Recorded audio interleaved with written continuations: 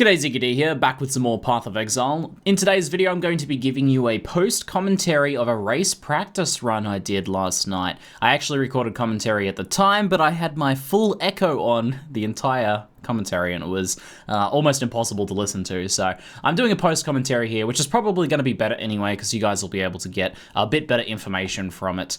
But this was a very good run. I looked at some times and from some recent Merveil Kill races, and this is pretty close to being a #1 Ranger Merveil Kill, so in an actual race this would have been pretty close to being #1, and maybe like top 20, top 25. Ranger tends to not do quite as well in the Merveil Kills in the past, though we do have some new skills like Shrapnel shot that may be changing that a little bit in the future. We'll see when the next race season comes around.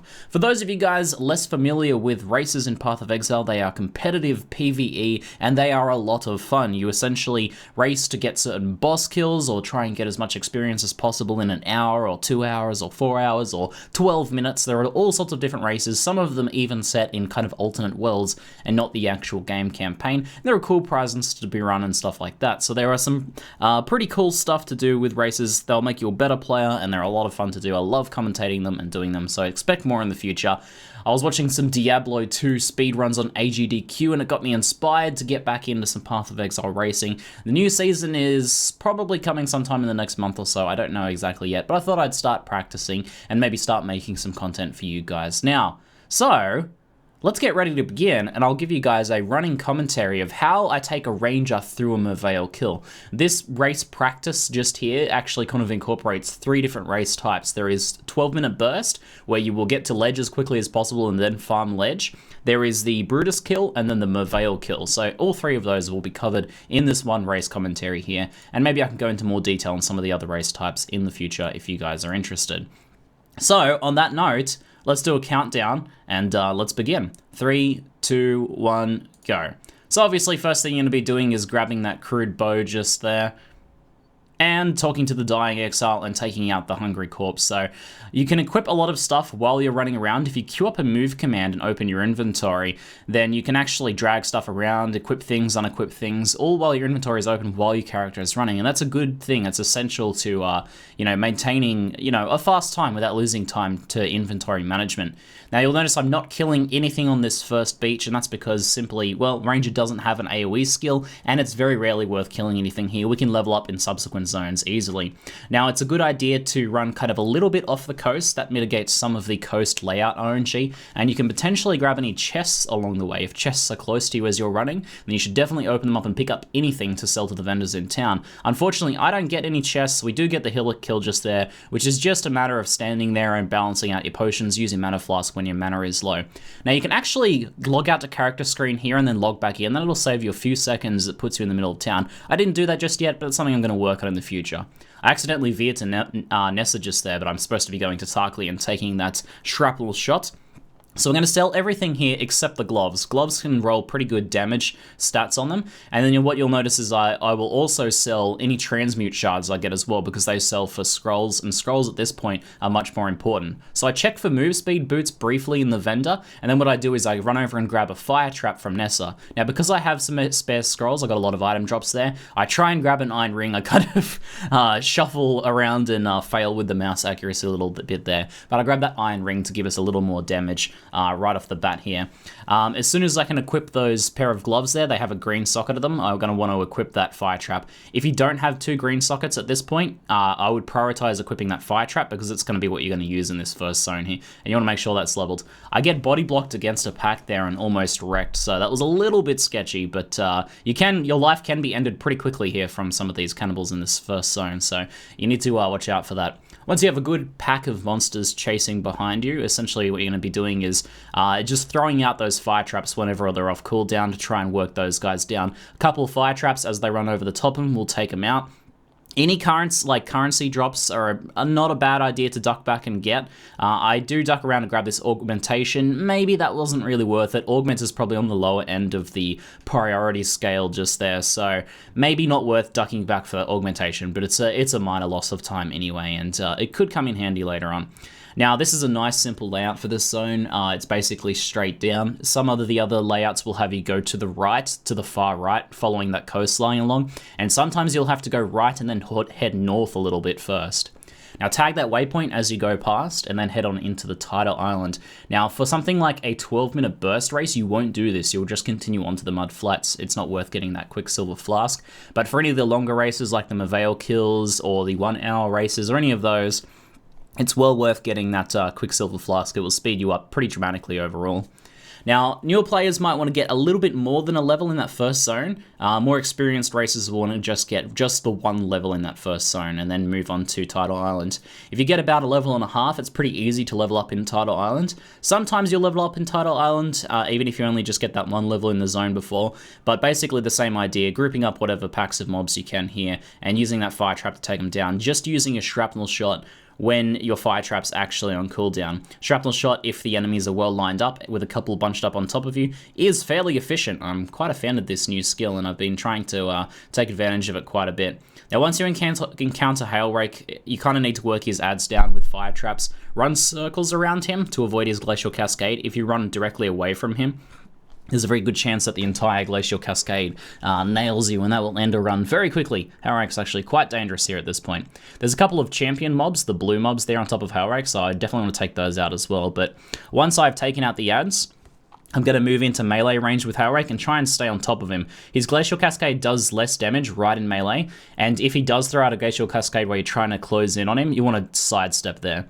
So basically I'm going to be grabbing anything that's relevant for me, short bows, rustic sashes, any jewelry, boots especially. And then just before I log out here, I pick up any extra stuff to sell to them when I want to get back into town. Character select screen will automatically take you back to town. You can grab that Quicksilver and then vendor any stuff that you don't need. So I'm going to swap that out just there. I kind of accidentally run away a little bit. We're going to vendor all of that stuff just there except the short bow. Going to vendor the transmutation shards again to get some more scrolls, and then we're going to head back to the waypoint and go back to the waypoint just before Tidal Island, the reason we grabbed that earlier. Now, what we're going to be doing is hopefully applying that level in a moment. I can't remember when I actually applied that level, but to apply those levels quickly, you can do those while running. You can queue up a move command, move into your passive skill tree, and then control click. Hold control and click the passive, and it will allocate it quickly.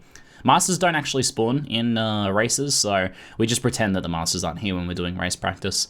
In mudflats here, you only really want to kill large rower packs if they're on top of the nest, so group them up on top of the nest and take them out. That Rustic Sash is a pretty good find, we'll definitely identify and use that.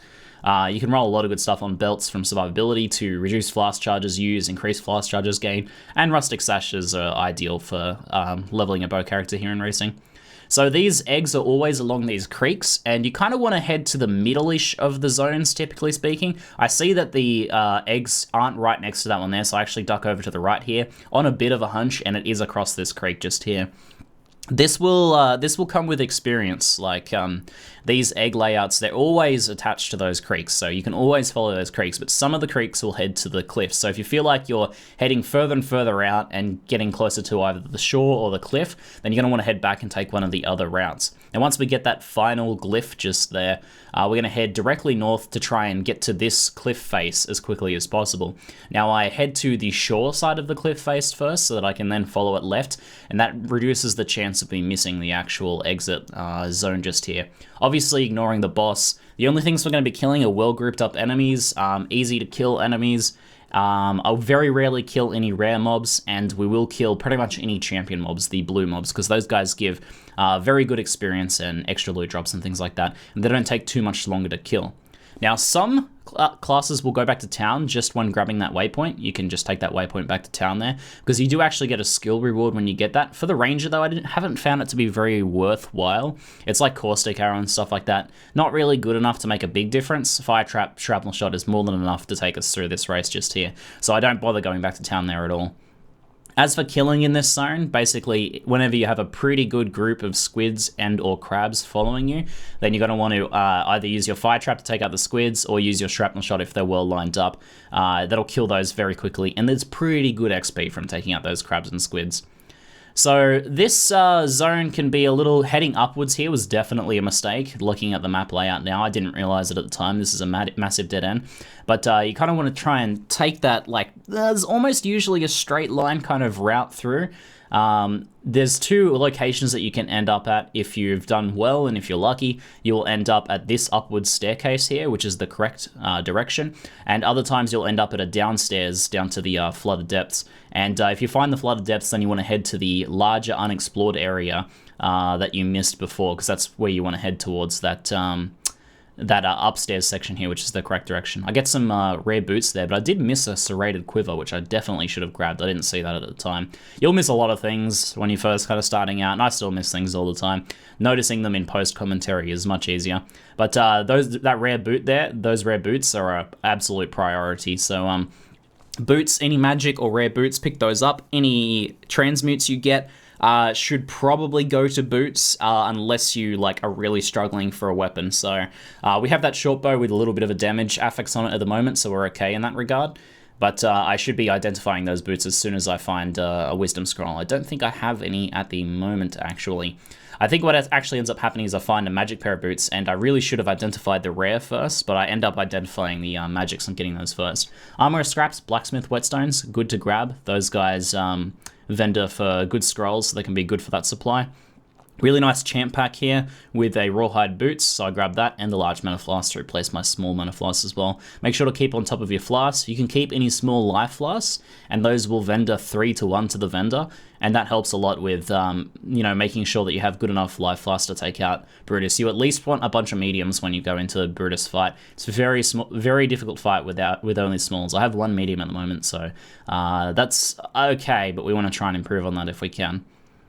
So taking out any of those champ packs and any of the larger than 4 packs typically. Skeletons you can chuck 2 fire traps on, and they will nearly always die to that.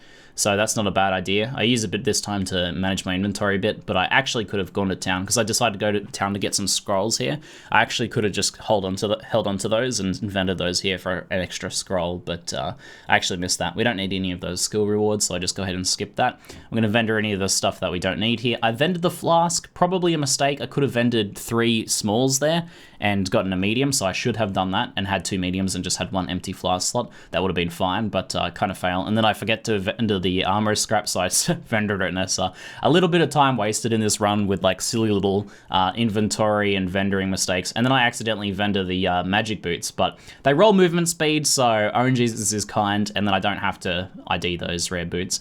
I could ID those rare boots, but I just decide I've already got the move speed. It's the main thing I wanted, so I'm good now. 10% move speed, good to go.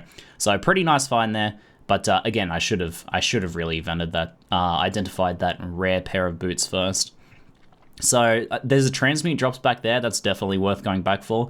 If you don't have move speed boots, you can put those on boots. And my plan here is at this point, and the reason I went back for that is at some point I'm probably going to want to find a longbow and equip that.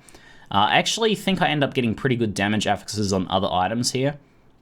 So I don't even know if I end up getting a longbow in this run, but usually you want to be looking out for a longbow as you're heading through Brutus area, and certainly onwards to Merveil. I identified that belt, and it's increased flask charges gained, I believe, which is very good. Chances is kind of the same as transmute, so definitely going to grab that and that scroll, so I'll go back for that. Just tuck down my 2 fire traps. I was actually a bit unsure of the damage that happened from the initial burst, so I didn't think that skelly pack was going to die, so I fire an extra shot into him just there.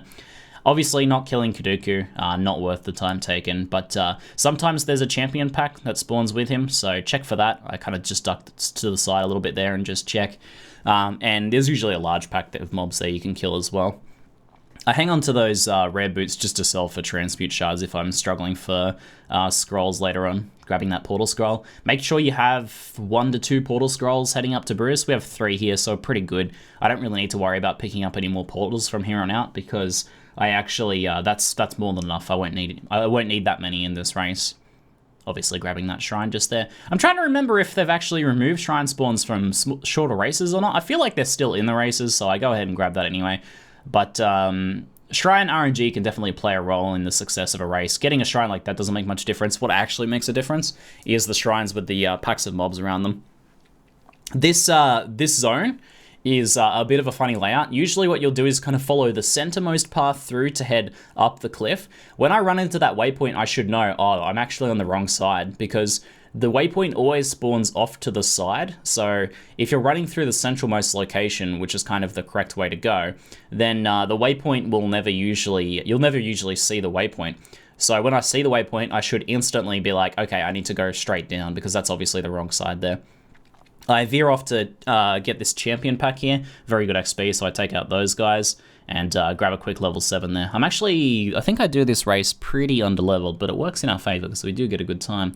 But we don't want to do much killing in this zone no matter what, even if we are underleveled. Much better to grab that level in prison, but definitely worth killing any champion packs you come across. Those goats in there are a pain. Don't even bother using your fire traps because they'll leap slam onto your fire trap, destroying them. So just basically skip through that zone as quickly as possible. Only killing, like, you know, if there's like a good pack of skeletons there, only kill that.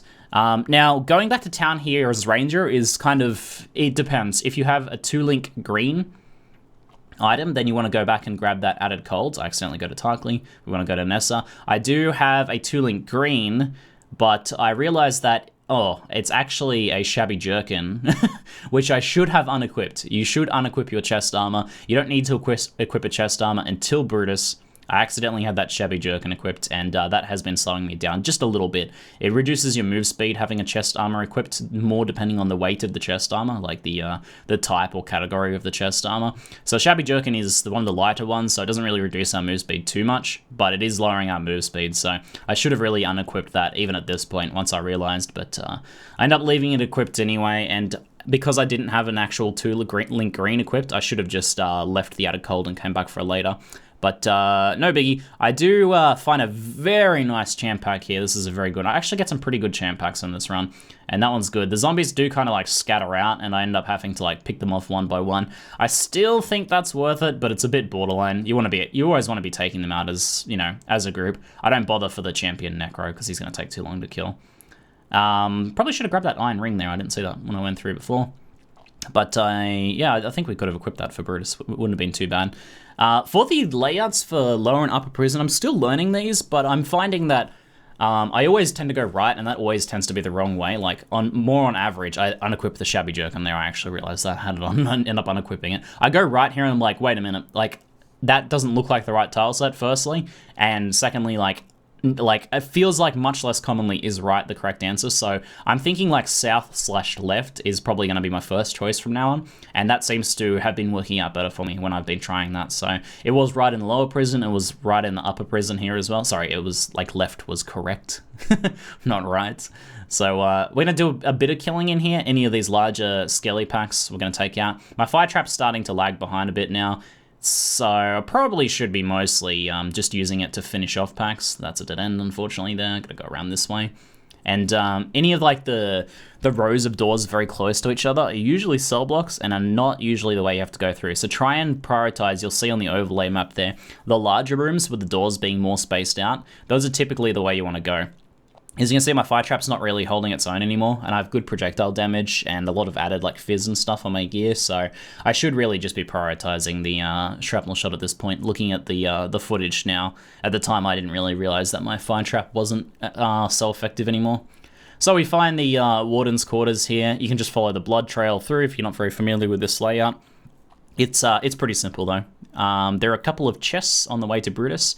I did find that strapped leather, and if I was half a level higher, then I would be able to equip that for the Brutus fight. This is actually a very sketchy Brutus fight. My life is very low, I don't have a core ring, I don't have really any life on gear, and I don't have a chest armor, and I only have one medium life flask, so that's very concerning. I do find that serrated arrow quiver there though, which replaces the one that I missed earlier, so I do grab that, but this Brutus fight, I remember when moving into this, I was very nervous because I'm like, this is going to be potentially a fast Brutus fight, but I am very concerned by my lack of health. So usually you'd get up and face tank and use your medium/large life flasks just to be able to face tank him, sidestepping only his slams.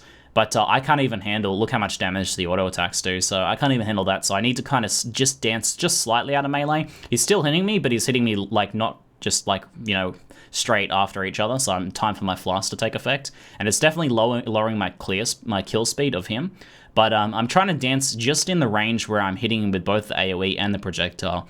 The way Shrapnel Shot actually works is it does hit twice. It hits with the AoE and then the projectile at the same time. So if you get in that right range, in that pseudo melee range, you'll deal 160% plus weapon or attack damage.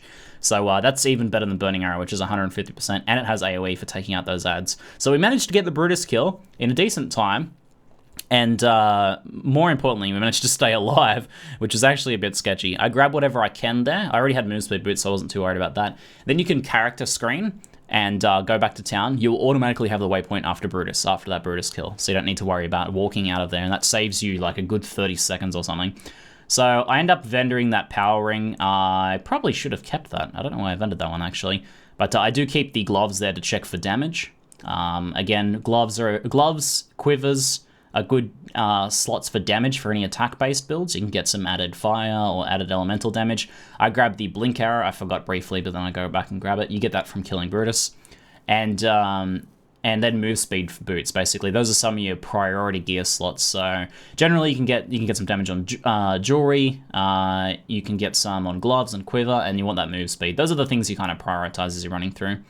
When you head into this zone just here, there's a cliff on one side. It'll either be on the left or the right. So just duck over to the right side first, check if the cliff's there, and if it's not, go over to the left side.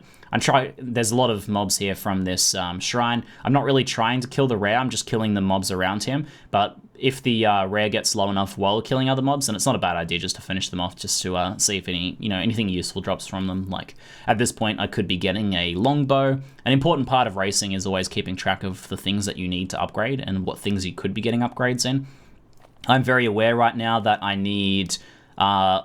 super close there. That burning dog there, he's always a skip. He hits very hard, and he does ignite you with nasty ignites too, which if you're only on small life loss like I am right now, your small life loss won't even counter that ignite, so you'll still take damage. So standing there and shooting a few times was not a good idea. Thankfully, I got a large life flask here, very good drop. I should really have, I could have mitigated this RNG a bit by actually upgrading my small life flasks, like I mentioned before, or going to town and actually just purchasing some flasks with some of the scrolls that I have, so that would have been a good idea. I do get a sapphire ring from that crate just there, which is a very, very good drop, because we need at least one of those for Merveil, preferably one with a decent roll. That has 27, and it's actually got life and life gained on hit on it, which is excellent, so that's an excellent sapphire ring right there. Blacksmith for scrolls just there, in case we need any, though we probably don't really need to go back to town at this point too. I just grabbed that waypoint for safety since it's not too out of the way. This zone can be one of the biggest scam zones in these shorter races right now, because the layout is super erratic and super randomized in it. It used to be very consistent, you would just follow the coast, but they added another couple hundred seeds to this layout, and I have followed the coast anyway, and I find it straight away. Sometimes it's going to be over the far left. I really don't have any solid advice for you guys at the moment. I just check that coastline first, and if it's not looking like it's going to head to the exit, then you kind of just have to head to the other side of the zone. But thankfully I get it straight away, so very good find right there. I'm just checking the level of that blink arrow there. As soon as we are high enough level to equip that, we want to equip that, because it can help save a little bit of time in this zone here, skipping over some of those bridges, and will sometimes allow you to take a nice shortcut over the Merveil section. I don't really know why I killed that rare there, but lucky I did, because I got a rare composite bow there. I'm not going to be able to use that before Merveil, but we checked that at the end, and I'll show you guys at the end. But if we had been doing an hour race, that would have been secure. We're already, as I said, the time for this run was already a number one ranger potentially, looking at some of the times that I've seen in some of the races that I checked. But that bow would have secured a number one position in an hour race, so very, very nice drop. But we'll show that later at the end. So this zone here, you pretty much always want to be heading to the typically the northeasterly sort of direction. Just sort of try to keep an eye on your map, and some of the little bridges will cross over to little dead-end islands. Try and avoid those if you can, and just follow the larger bridges across until you make it the way through. If you don't have your cold resist ring by now, what you should be doing. And even when you get to that waypoint in the first zone, you should really either be keeping an iron ring for the entire race and then trading it with a blue ring to get a cold resist ring from the vendor. If you a blue gem, a blue skill gem if one drops. So sometimes you might, like, a freezing pulse might drop or something, and you can use that. That's a dead end there. I have to backtrack a little bit, but no biggie. Or you can, by the time you get to that waypoint, you should be, I think, hopefully level 8, and you can go buy a sapphire ring from Nessa in town. So absolutely prioritize doing that. Doing this without a sapphire ring is dangerous, and then doing Merveil without a sapphire ring is a nightmare. So you can see I've just head through the top row of damage there, and then down into the life, move speed, stun recovery, Heart of Oak cluster. Get a really nice run through both of those zones, thankfully. And just drop a safety portal there. Merveil with one decent cold resist ring is pretty easy. You can generally just tanko, especially if you have a large life flask. So I just do that. I just obviously step out of the rain and try and avoid the barrages where possible. If you have your blink arrow equipped, it actually helps a lot in this fight. You can use it whenever it's off cooldown, or whenever you want to dodge one of those attacks, you can use it. And she'll also attack the minion. The minion will also put out a little bit of extra damage too. So you can see that working pretty nicely there to buy me extra time to keep attacking. I want to stay in melee range, but this first form, not too hard. Just avoid some of the barrages and that, and use your flask. I'm a little low on flask just here, so I think I may end up having to back out to town. We'll see how it goes here. And then second form is very easy to face tank. So I'm out of mana there, so I actually back. I could have just kept auto-attacking her and waiting for my mana to recharge. It was actually going to be faster at this point because she still had a good few attacks left in her to just quickly duck back to town and get that mana flask. I drop another portal while I'm in the grace period. So now that she's in second form, you can literally just stand there and face tank her if you have close to 30 cold res, easy peasy.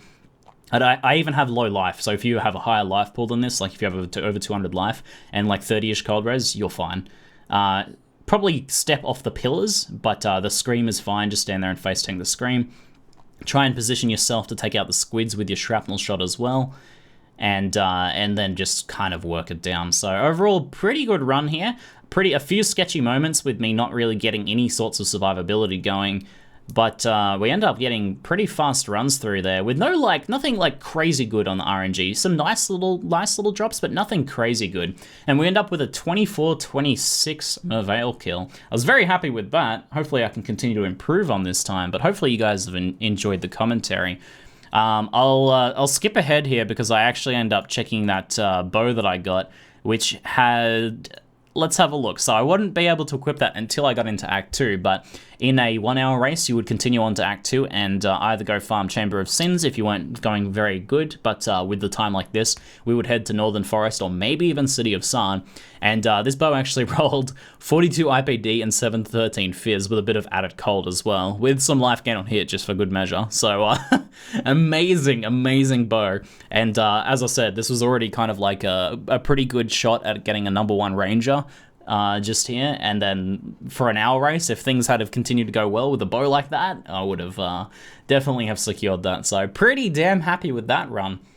If you guys have any questions about anything I may have missed in the commentary or anything I did that you didn't quite understand, or about racing in general, or if you have any suggestions on how I can improve my runs, let me know in the comments below. Hopefully you guys enjoyed it. That's it for now. I'm ZiggyD, and thanks for watching.